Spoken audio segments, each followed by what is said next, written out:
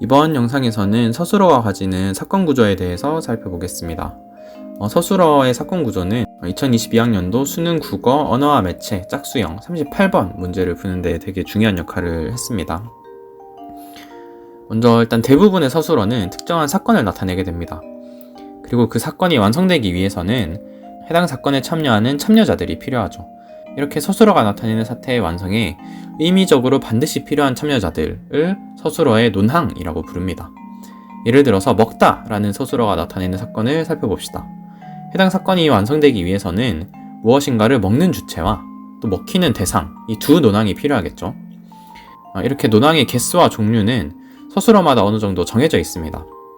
논항의 개수를 확인하는 가장 간단한 방법은 문장에서 생략될 수 없는 성분의 개수를 확인하는 것입니다. 의미적으로 반드시 필요한 논항은 문장에서도 반드시 나타나는 경향이 있기 때문입니다. 물론 여기에도 반례가 존재하긴 하는데, 예를 들어서 던지다 라는 사건이 완성되기 위해서 의미적으로 필요한 논항은 던지는 사람, 던져지는 물건, 그리고 목표 지점 등이 있겠죠.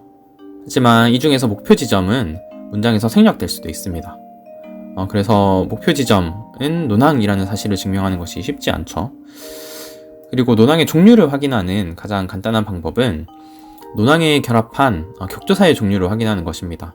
격조사들은 비슷한 종류의 논항을 나타내는 경향이 있기 때문인데, 예를 들어서 이가 라는 격조사는 주체를, 을이라는 격조사는 대상을, 에서라는 격조사는 출발점을 나타내는 이런 식이죠. 하지만 여기에서도 반례는 존재하는데, 예를 들어서 이가를 살펴보겠습니다. 이가는 주로 주체를 나타내긴 하지만 위의 문장에서는 이가가 대상을 나타내는 경우도 있는 것입니다.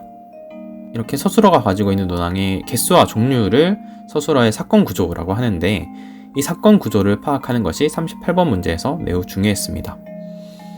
이렇게 2022학년도 수능 문법 문제를 푸는데 중요한 문법적 사실들 2개를 설명해 드렸습니다.